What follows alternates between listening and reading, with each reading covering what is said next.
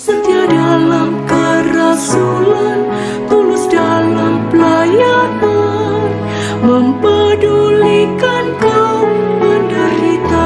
Halo sahabat-sahabatku yang terkasih dalam Kristus, Salve. Jumpa lagi bersama kami SMGM Channel dalam program Cerita Iman. Dalam program ini, kita akan mendengarkan cerita-cerita iman atau kesaksian-kesaksian yang sangat luar biasa dari sahabat-sahabat kita, sahabat Monsinyor Gabriel Manek. Pada hari ini kita akan ditemani oleh salah satu sahabat kita yang sangat luar biasa, yaitu sahabat Dalmiana.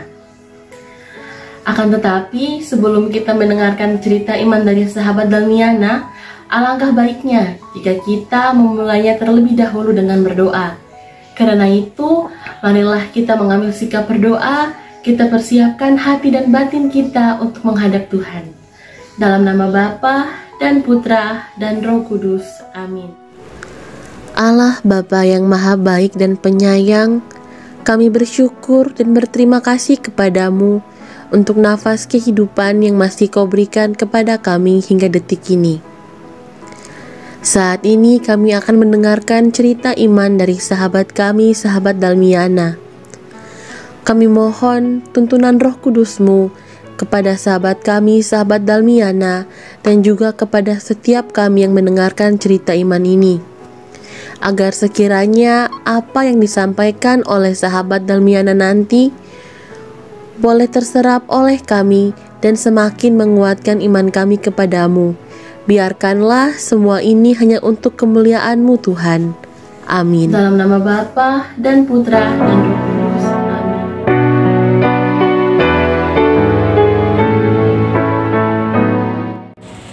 Halo sahabat terkasih di mana saja berada. Terima kasih kepada SMGM Channel, khususnya di program Cerita Iman, yang telah memberikan kesempatan kepada saya untuk membagikan pengalaman iman atau sharing iman yang saya alami sendiri.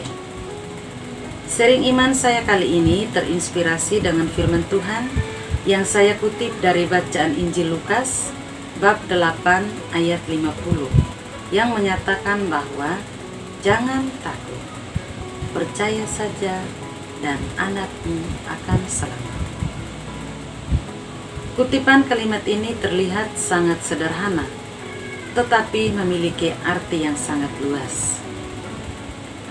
Kutipan kalimat ini juga mengingatkan saya akan kejadian beberapa tahun lalu, di mana adik saya yang bungsu ini mengalami koma selama 3 tahun.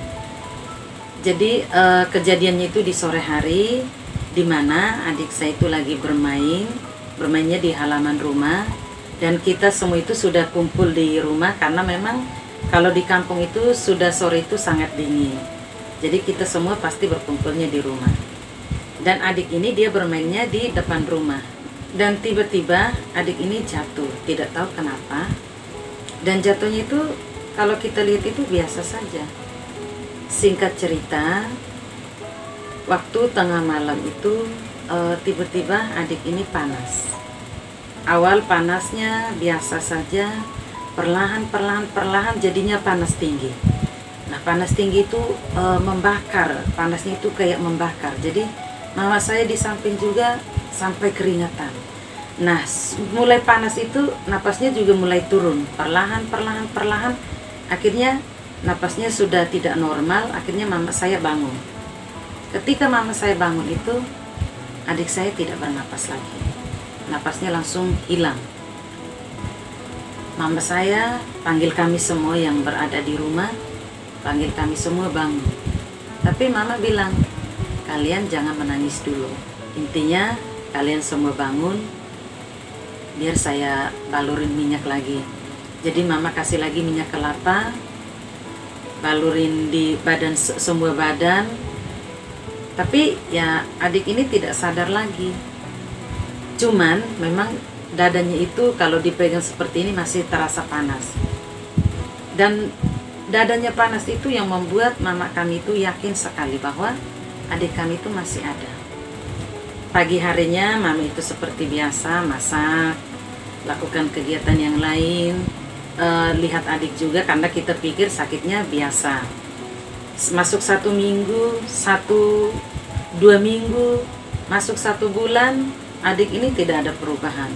Yang terjadi, badannya mulai dingin semua, dingin seperti es, mulai dari kepala sampai kaki. Cuman anehnya di bagian dada itu terasa panas, masih sangat panas. Dan mulai saat itu mama saya tidak bisa kemana-mana, tidak bisa bepergian lagi, tidak bisa datang ke acara, tidak bisa mengikuti kegiatan yang lain. Terus kalau kita di kampung setiap tahun itu harus tanam padi, jagung dan lain sebagainya, itu pun tidak dilakukan mama karena mama harus menjaga adik ini. Dan itu dilakukan selama 3 tahun secara rutin. Selama 3 tahun itu adik kami itu tidak bisa berbuat apa-apa. Dia itu tidurnya juga harus lurus. Jadi semua badan itu sudah kaku. Jadi sudah seperti es, itu artinya kan sudah meninggal. Kita tahunya begitu. Tapi mami itu tidak mau. Mama kami itu yakin bahwa adik kami itu akan sembuh. Dan masuk tahun yang ketiga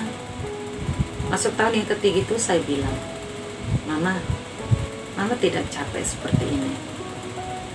Adik kami itu sudah meninggal, tapi karena dia belum bisa lepas, karena mama itu belum ikhlas. Jadi kalau mama buat seperti ini, ya mama juga sengsara, adik juga sengsara. Jadi kalau mama ikhlas, pasti dia sudah jalan, sudah pergi. Saya bilang begitu. Dari keluarga besar juga berpendapatan yang sama, bapak juga sama, karena memang dia sudah tidak makan selama kejadian itu. Makan, minum itu pun tidak pernah. Jadi mami itu habis makan baru kasih ASI ke adik ini. Pasti karena dia tidak makan, jadi otomatis badannya itu akan berkurang. Dan turun terus. Badannya turun tapi kepalanya yang naik. Jadi kepalanya yang membesar, bagian kepala itu membesar. Saya sebagai kakaknya juga, saya lihat juga takut. Kayak aneh gitu. Kok bisa badannya kecil, kepalanya besar? Tapi kalau kita berbicara seperti itu, mami itu marah. Mami itu tidak mau terima bahwa kalian jangan sembarang, anak saya itu masih hidup. Kata mama seperti itu. Singkat cerita, pas umur 5 tahun 2 bulan, kejadiannya juga di malam hari, tiba-tiba adik ini panas tinggi. Badan mama saya juga seperti awal, langsung keringatan semua. Napasnya mulai perlahan-lahan naik. Tiba-tiba dia panggil. Kata awal yang dipanggil itu, Mama. Di saat itu, kami dalam rumah, semua adik, kakak, bapak, mama itu, kami tidak bisa berbuat apa-apa selain menangis. Menangisnya itu karena terharu karena apa ya, selama dia koma itu perjuangannya bukan main. Sudah ke dokter, sudah dikasih obat ini itu, sudah sudah panggil orang pintar, tapi tidak ada perubahan. Yang mama lakukan setiap hari, setiap bulan, setiap tahun itu hanya doa. Dan novena mama itu sepanjang tahun. Kalau kita pasti ada novena dari 1 hari sampai 9 hari. Kalau mama saya itu tidak putus. Dia tidak putus mulai dari adik itu sakit 1 bulan yang tidak sadar itu. Mulai mama novena dari situ sampai 5 tahun. Sampai adik saya itu usianya 5 tahun. Sampai adik saya itu sadar. Kita semua terharu.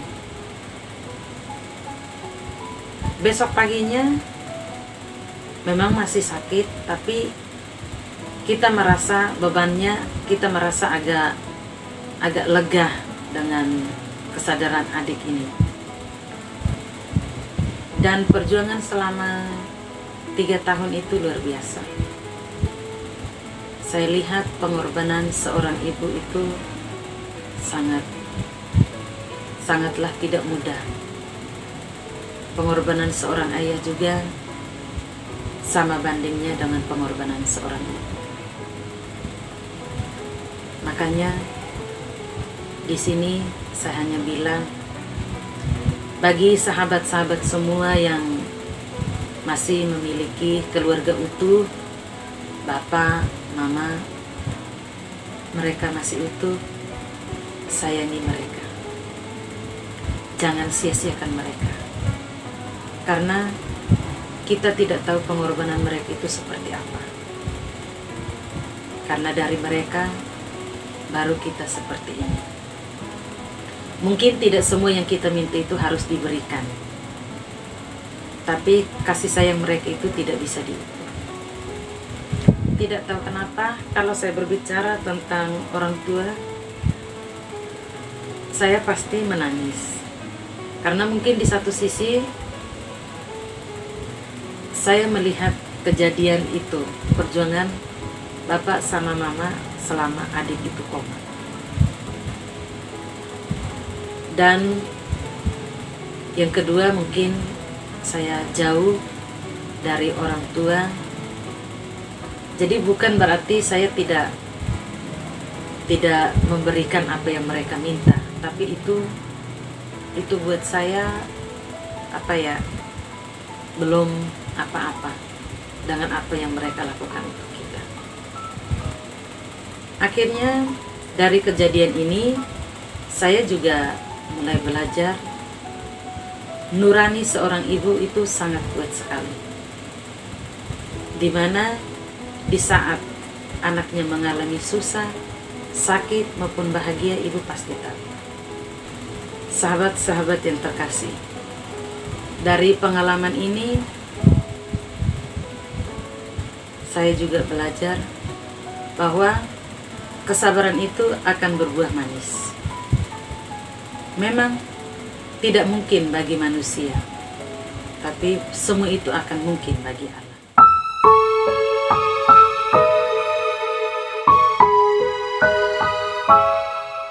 Sahabat-sahabatku yang terkasih, sekian cerita iman dari sahabat Dalmiana. Tanpa terasa, kita telah sampai di penghujung cerita iman ini. Karena itu, marilah kita persiapkan hati dan batin kita untuk kita tutup cerita iman ini dengan berdoa. Dalam nama Bapa dan Putra dan Roh Kudus. Amin.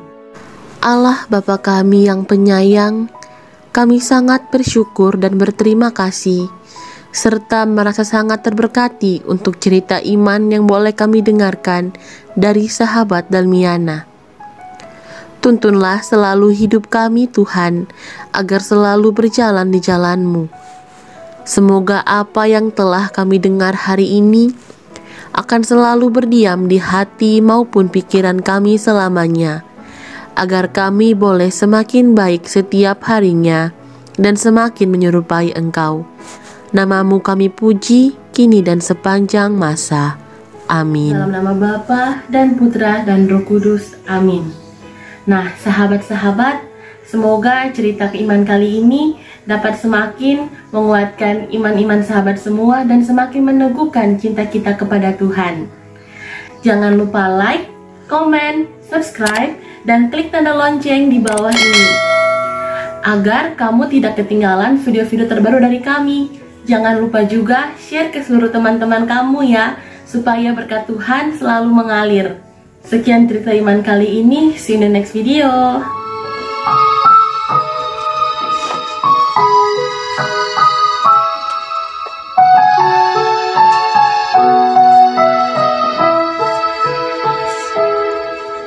Monsignor Gabriel Manet, pribadi yang penuh kasih, Bapak pendiri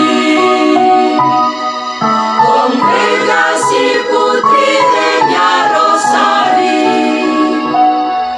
besarlah cinta kasihnya pada Bunda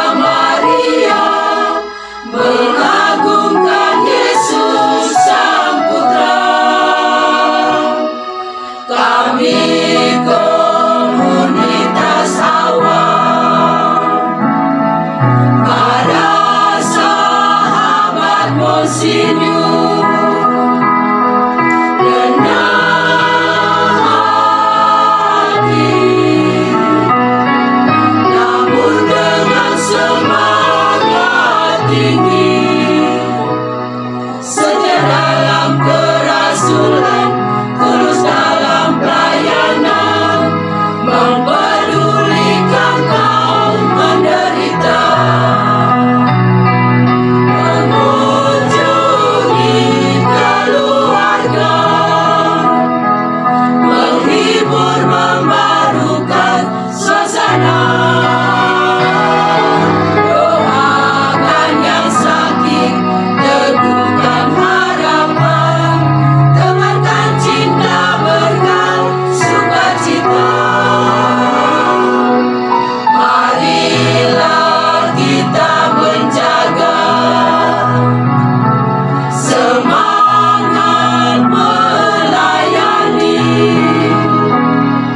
bawa kabar baik, mewartakan sukacita Injili, tekun dalam berdevosi, tulus dan berempati, jaga hati selalu mengasihi. SMGM, sahabat orang kecil, melayani dengan sepenuh hati.